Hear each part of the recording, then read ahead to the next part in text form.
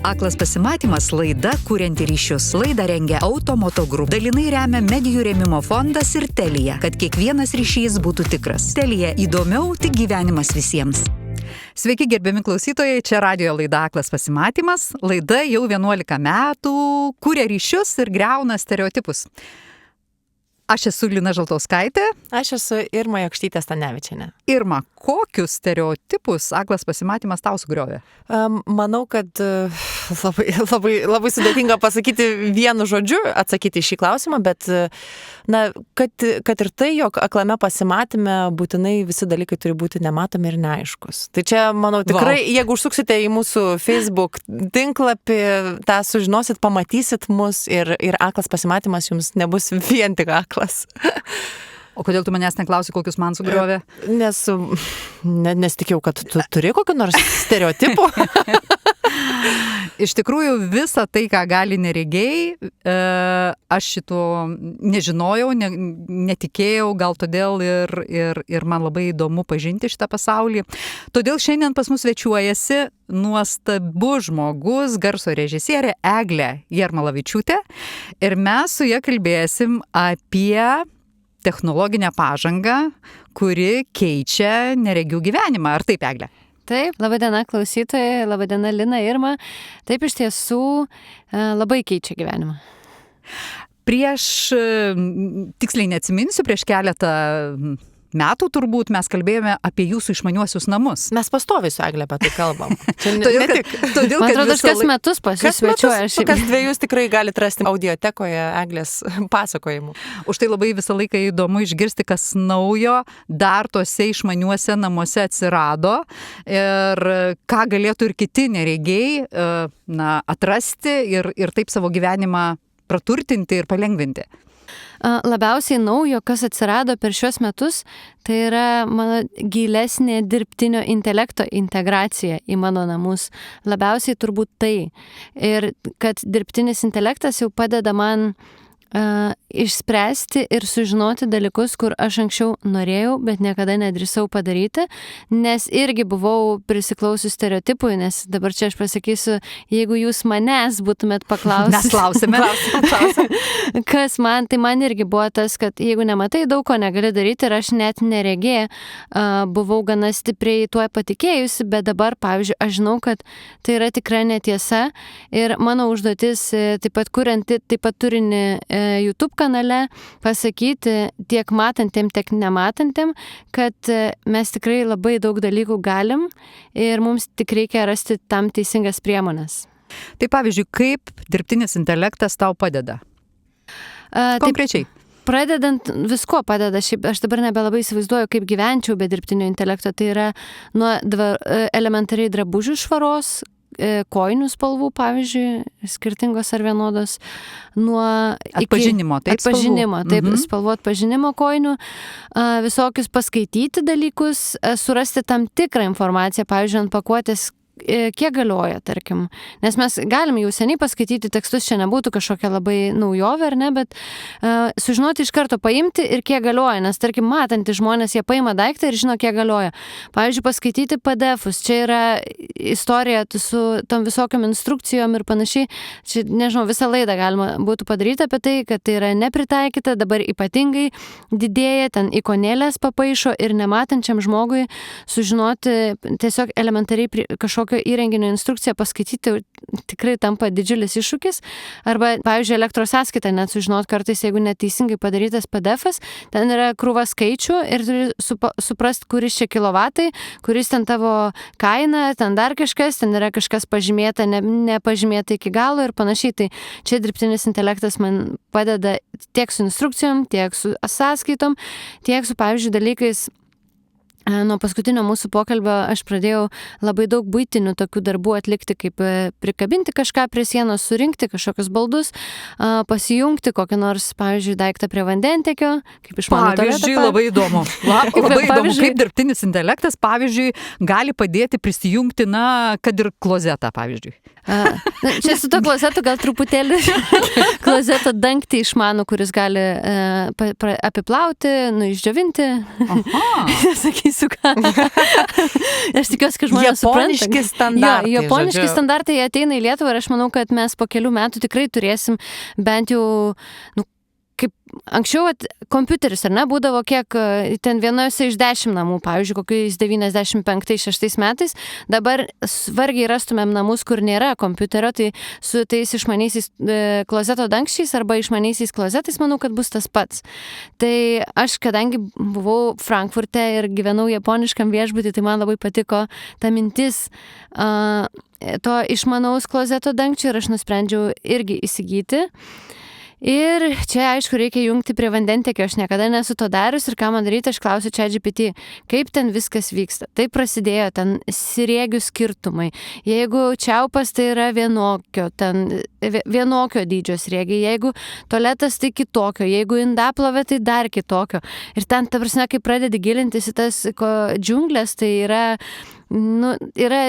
reikalų, žodžiu. Tai vienu žodžiu, dirbtinis intelektas išmokė ir santechniko darbo. Visiškai, ta prasme, jis man paaiškino dalykus, kuriuos aš turėčiau žinoti. Pažingsniu, ar ne? Taip. Kitas dalykas, kai jau gauni patį daiktą, yra ten, tarkim, tas klozeto dangtis, pavyzdžiui, pats jisai yra sudėtas, bet kaip jį prie to tualeto, prie to unitazo vadinamo prijungti, tai irgi aš jam rodau detalę, klausiu, ką man čia su ją daryti. Jis sako, žiūrėk, va čia tavo yra varžtas su tarpinė, tai į tą skylę, kur buvo tavo senas dangtis, įkišk tą tarpinę, pridėk ten begelį, o kuris iš tų daiktų yra begelis. Ir mes taip išsiaiškinamės, taip, ir aš iš pradžių tai net netikėjau, kai jis man pasakė tą tarpinę dėk ir man atrodė, kad ta tarpinė yra žymiai mažesnė negu skylė ir čia bus nesąmonė. Ir aš jau jaučiu, kaip aš sakau, jau pradedu su juo ginčytis, kad čia bus nesąmonė. Ir man tokia kita mintis, Eglė, tu pirmą gal nueik ir pabandyk tą tarpinę įdėk, paskui galėsi laiku. Žiūrėkit, man tai tikrai dar vieną stereotipą, Eglė, sudaužė į šipulius, kad net tokius dalykus nematantis žmogus gali padaryti. Tikrai taip. Ir aš noriu iš karto sudaužyti dar vieną, dar net tokius gali, aš kiek netokius gali dalykus padaryti, nes aš pati turiu porą draugų neregių, kurie dirba ir su frezomis. Žinot, kas yra freza, tikiuosi? Kažkas, kas pjauna medį. Dantis, aš taip įsivaizduoju. Oi, nagus. Pjausto medį, bet medį figūriškai pjausto. Pavyzdžiui, jūsų, tarkim, kad ir šitas stalas, jis truputį yra užapvalintas kraštas, tai jisai padarytas su freza. Pavyzdžiui, daro gravelius tam tikrus su freza. Tai būna pjausto ir metale, man atrodo, freza irgi tokius. Pavyzdžiui, užapvalinti kampai visi stalų irgi yra su freza. Tai aš patikėjau, viskas nurimk. Man atrodo, mūsų klausytojai labai apsidžiaugia, kad jeigu prireikia santechniko, tai tu nebūtinai turi ieškoti skelbimo ir galvoti, kurį čia pasikviesti. Tu gali tiesiog įsijungti ChatGPT ar kitą dirbtinį intelektą ir pasiklausinėti, gal tau ir pačiam pavyks viską išsispręsti. Tikrai pavyks. Vis dėlto, Eglė, mes vis tiek šiandieną laidoje dar nemažai kalbėsime ir apie tai, kaip dirbtinis intelektas gali ar negali padėti ne tik namuose, kur viskas yra saugu ir žinoma, ne, bet ir kai mes išeinam iš namų. Ir kaip yra su dirbtinio intelekto pagalba gatvėje arba tiesiog elementariai vaikštant? Ar yra vis dėlto tikimybė, kad kada nors, jisai mums galėtų pakeisti baltąją lazdelę? Yra ir dabar jau didelė tikimybė, bet yra tas magiškas žodis kada nors. Tai kada nors tas, aišku, yra laiko klausimas kada, bet tai be abejo, kad bus. Tik tai čia vėlgi, sakau, metai, kiti, nežinau. Bet mes su tavim beje buvom Dubline. Su tavim tai su Irma? Taip, atsiprašau. Taigi mes su Irma beje buvom Dubline. Ir ten kaip tik ir matėm tokį daiktą, kuris jau padės išvengti kliūčių realių laikų, tai yra vaikštant, ir tai nebebus jau daiktas, kuris pasakos mums kažką, ei, čia atsargiai stulpas artėja, bet tai bus daiktas, kuris jau fiziškai ves mus, tai dėl to jis mums pakeis baltąją lazdelę, bet tai nereiškia, kad mes neturėsim jos turėti kažkur kuprinėje pasidėję, kad maža kas. Lazdelės turiu pastebėti, kad nepakeitė dar niekas, net tie žmonės, kurie turi vedlį šunį, jie taip pat turi lazdelę. Lazdelė yra visiškai nepakeičiamas dalykas, bet tikėtina, kad mums jos prireiks vis mažiau ir mažiau naudojant tą Glide daiktą. Mes iš tiesų... Ar galima plačiau sužinoti?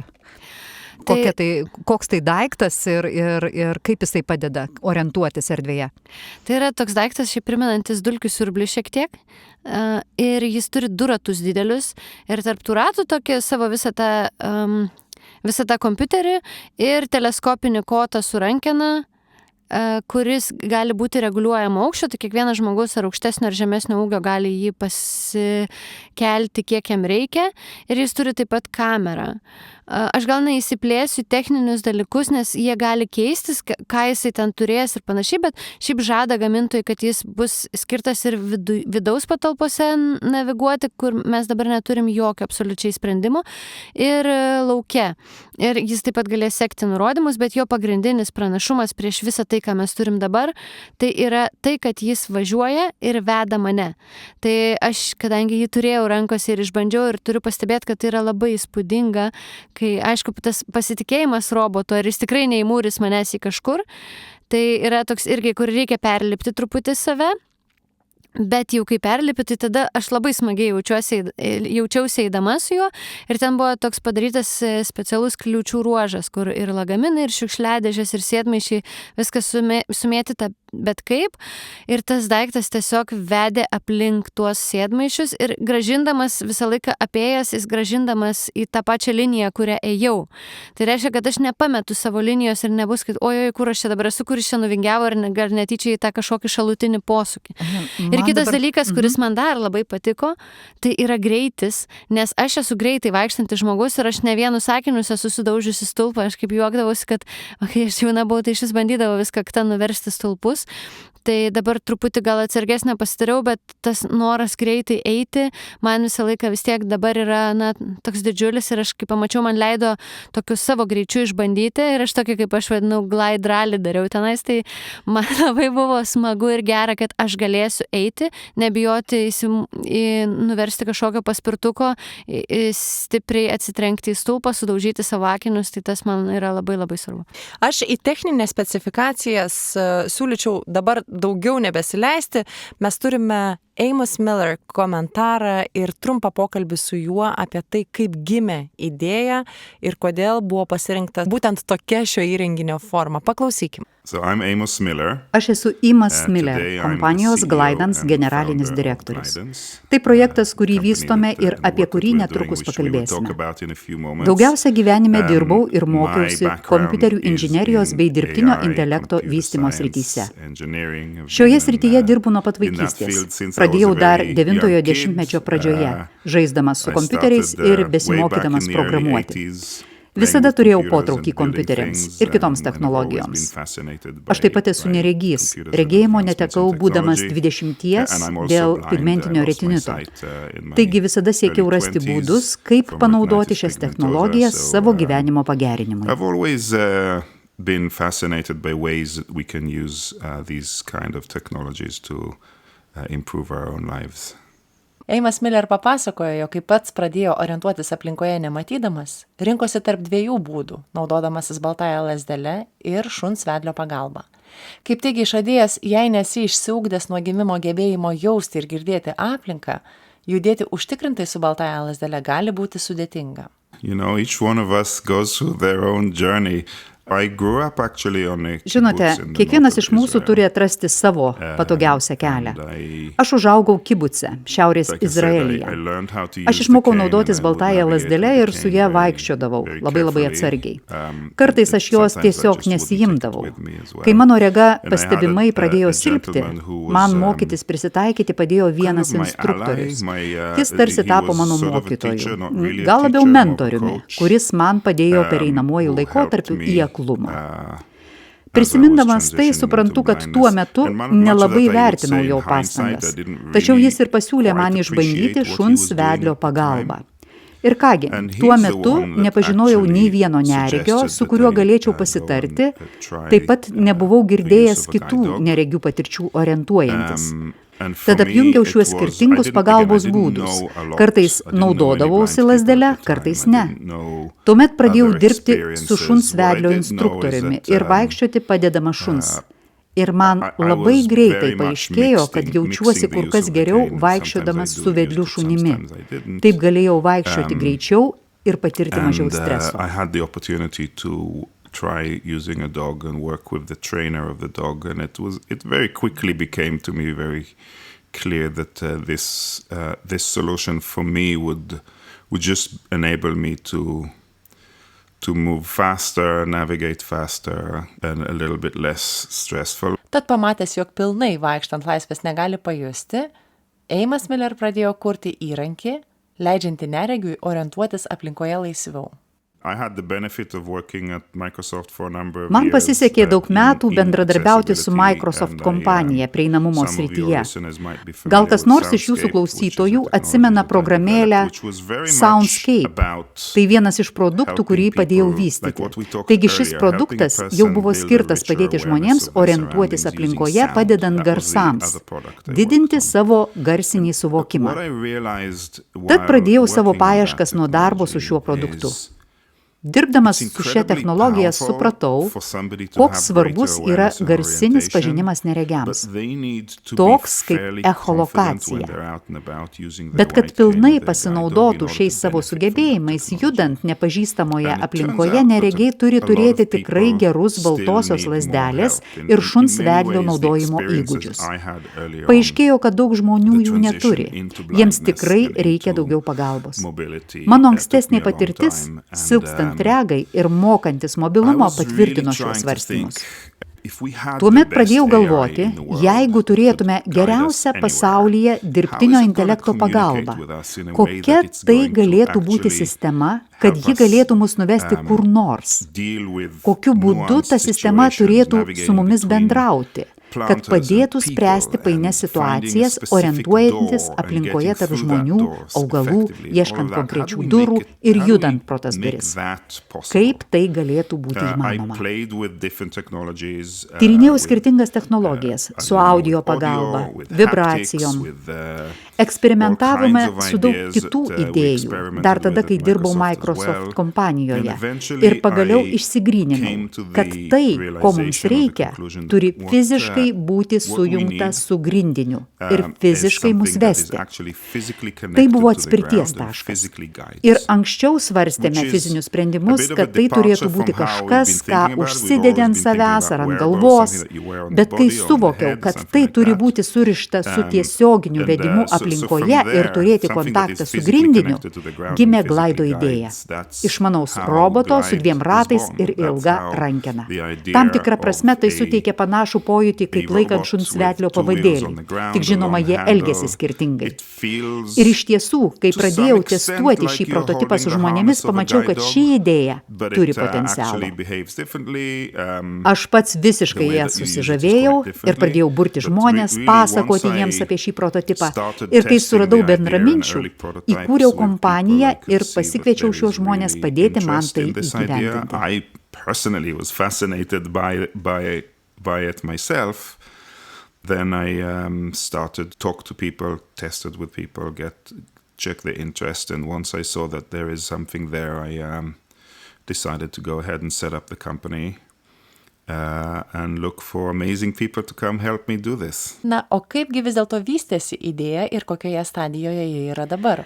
The product has been in Produktas buvo develop- kuriamas for apie development 2 for about metus. 2 years. Dabar esame puikiame we are etape, in jau great turime stage išvystę now, gana pažengusius prototipus, where beveik we galutinę are įrenginio in versiją, pretty advanced kuri prototypes, bus pretty pradėta much the gaminti. final version, of the Taip pat prototype jau that we're sukurta going to programinė manufacturing. įranga, kuri ir kuria And visą the stebuklą. software which Ji dabar creates all the tobulinama. magic, Taigi is vis dar, also sakyčiau, coming turėsime together sulaukti now. 2026 So it's still, metų pavasario I would ar say, vasaros, kol žmonės galės early, pradėti gauti šį the prietaisą. spring or summer Mums of dar liko maždaug 2026 metai, by the bet time mes people darome will be able didelę to start, pažangą. receiving that device.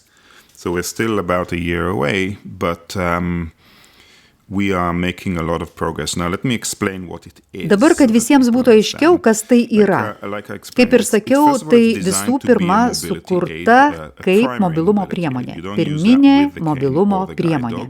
Jos nereikia naudoti su baltaja lazdele, su šunimi vedliu. Tai yra pirminė mobilumo priemonė. Ji turi 2 ratus, kurie, jei laikote glaidą kairėje rankoje, bus priešais jūsų kairę koją, maždaug metro ar šiek tiek mažesniu atstumu. Prietaisas turi turi 45 rankeną degrees, pakreiptą and you 45 hold the laipsnių handle, kampu ir jūs laikote rankeną around maždaug your ties waist juosmenį. side, Ir and kai you start pradedate to walk, eiti, and what ratai happens when you pradeda begin to walk is the wheels autonomiškai begin jūs to savotiškai autonomously vairuoti steer ar the way. vesti. Taigi jūs So iš you, in esmės effect, sekate, kur follow jūs prietaisas where veda. the Jei device priešais is jūs going. yra kliūtis, So if jis there's an nepraneš obstacle in jums front of you, apie it's ją. not gonna Jis inform you about nesustos that ties obstacle, kliūtimi, it's not going jis to apves stop at the jūs obstacle, aplink it's going kliūtį to ir tada steer you grąžins around the jūs į obstacle kelią. and then Ir bring you taip back jūs to the vaikštote. path.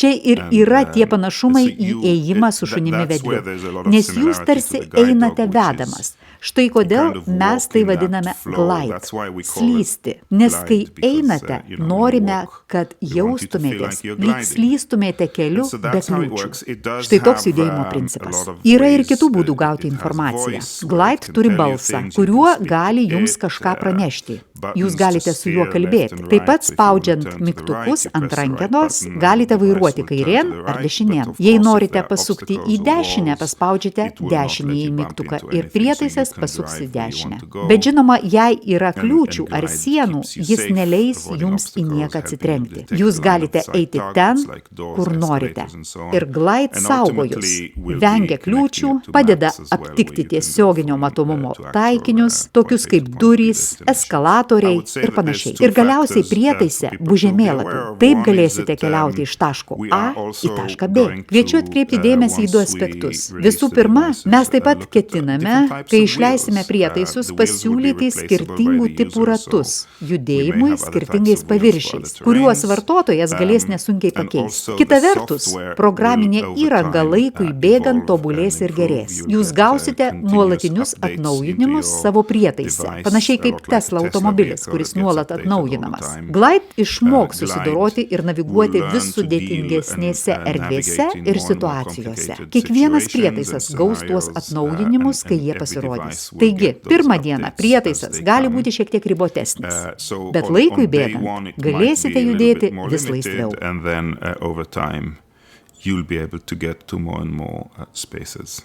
Norėdami gauti daugiau informacijos apie prietaiso pažangą ir susipažinti su naujienomis, užsukite į puslapį glidance.io, glidance.io.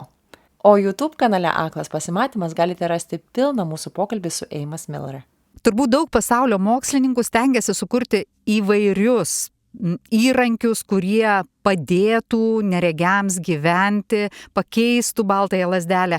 Ir prieš keletą metų ir Lietuvoje Vilniaus Gedimino technikos universiteto mokslininkai kūrė tokį prototipą, tikėjosi, kad informacija realiu laiku bus suteikta akliesiems labai įdomiu būdu, judesiu ant veido. Egle, aš žinau, kad jūs taip pat šiek tiek prie kūrimo šito prietaiso prisidėjot, jūs ten testavot ar konsultavot. Tai kokią esminę klaidą padarė tie Lietuvos mūsų mokslininkai, kad jų tas kurtas prototipas vis dėlto nepasiteisino ir nepasiekė neregių bendruomenės?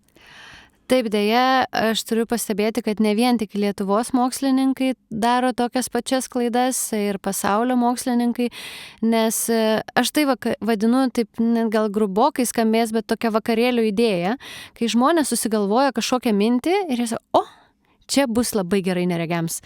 Tai va čia buvo ta tokia, be neregių be abejo. Čia buvo tokia būtent ta vakarėlio idėja ir kai mes pradėjom sakyti, kad žiūrėkit, niekam nereikia to lietimo per veidą, nes tai yra 1000 dalykų galiu išvardinti, kodėl tai neveiks, bus neefektyvu, bus neproduktyvu ir reikės dar ir mokytis ir visą kitą. Negreita, ne? Ir net negreita bus, taip, ir tai nebus be abejo.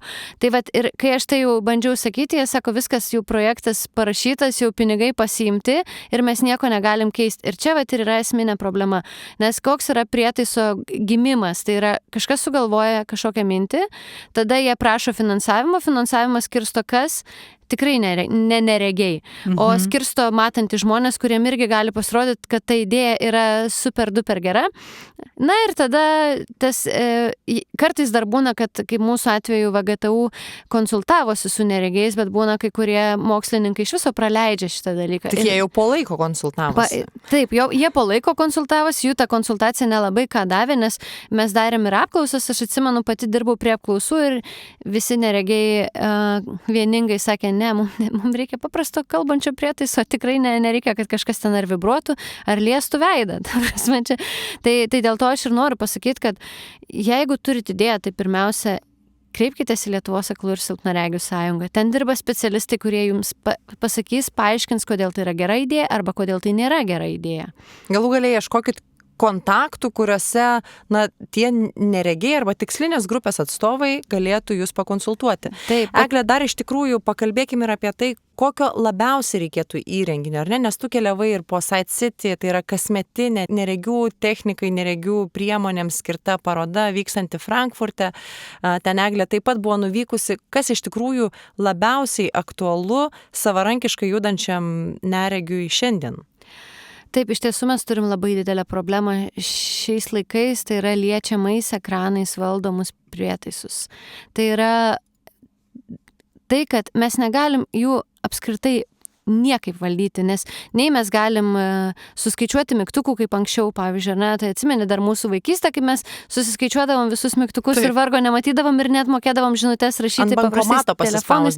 Bankomatai jokių problemų niekas nekėlė, paskaičiuodavom, išsiimdavom, ką norėdavom, tą padarydavom.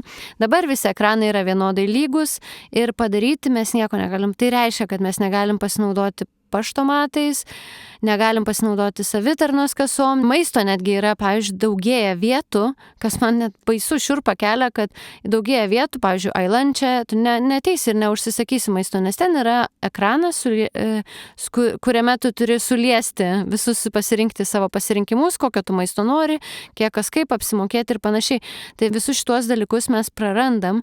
Tai dėl to, pavyzdžiui, žmonės, kurie tikrai nori kurti, aš raginčiau sukurti roboto ranką, kuri galėtų valdyti tuos liečiamus ekranus, kurie galėtų jau dirbtinio intelekto pagalba pamatyti, kas tuose ekranuose yra ir fiziškai padaryti roboto ranką, kuri paliestų norimą parinkti. Tai va čia tas prietaisas, kur aš tikėjausi Side City iš tiesų pamatyti kokį nors prototipą, kokią nors užuomeną apie tai, bet nieko nepamačiau. Dar daugiau, pavyzdžiui, yra toks elementarus dalykas, kurį aš pamačiau ant savo šito karšto oro gruzdintuvės, tai yra žiedo formos lipdukai. Ir aš kažkaip galvojau, kad tikrai pasaulyje bus kas nors sugalvojęs tą dalyką padaryti. Nėra tokio dalyko. O žiedo formos lipdukai, kuriuo galima būtų užklijuoti ikonėlės ant liečiamo ekrano, tai yra toks kaip life hackas. Tai yra paprasta gudrybė, nereikalaujanti labai daug investicijų. Ir ką mes dabar pradėjom daryti, aš pasiūliau šitą idėją Lietuvos aklųjų ir silpnaregių sąjungos pirmininkui, kuris perdavė Lietuvos aklųjų ir silpnaregių sąjungos įmonėje Aksida.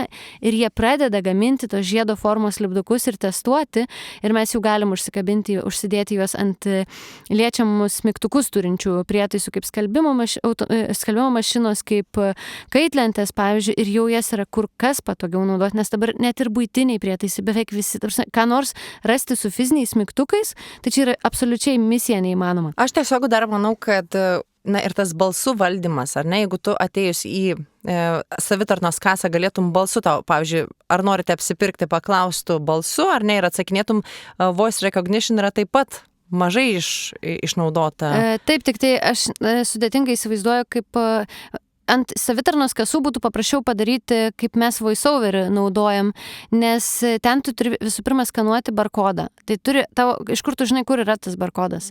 Tai čia yra klausimas, kiek tu ten tą prekę vartysi, kol surasi tą barkodą. Tai ant pačios prekės turėtų būti pažymėtas kodas. Vienu žodžiu, pasaulis turi keistis, kisti ir mes toliau, aklas pasimatymas, griaus stereotipus apie galimybės, žmonės viską gali, tik tais turim pasistengti pritaikyti, kad visiems būtų aišku ir prieinama.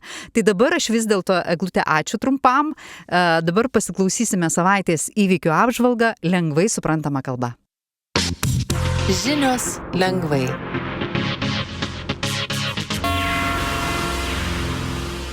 Lietuvos oro erdvės pažeidimai.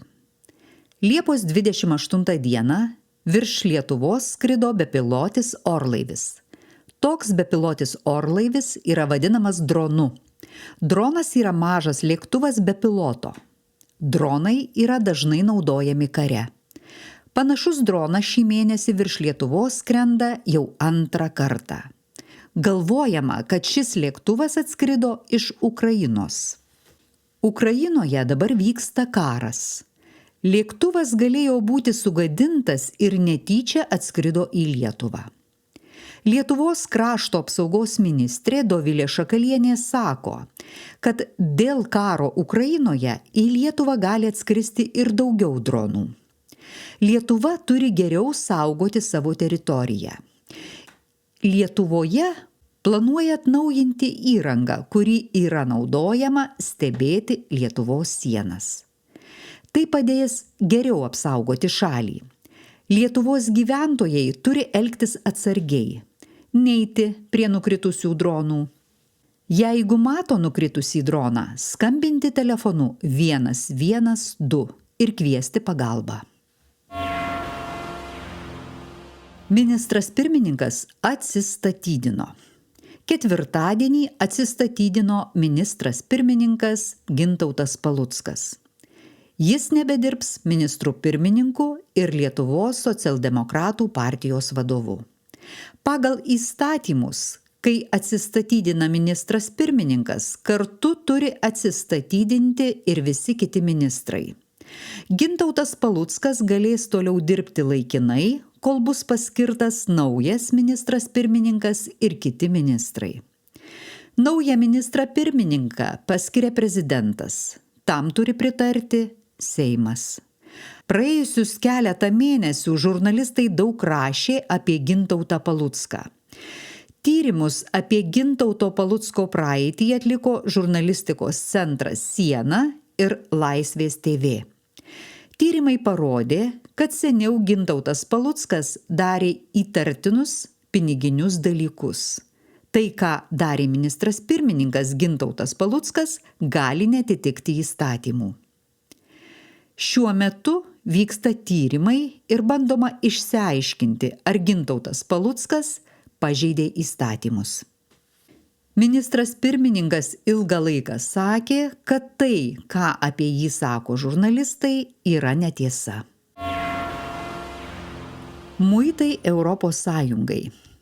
Jungtinių Amerikos valstijų prezidentas Donaldas Trumpas susitiko su Europos komisijos pirmininke Ursula von der Leyen. Susitikime jie susitarė, kaip vyks prekyba tarp Europos ir Jungtinių Amerikos valstijų.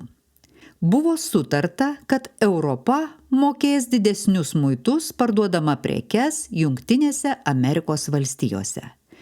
Muitas yra mokestis, kurį renka valstybė už įvežamas prekes.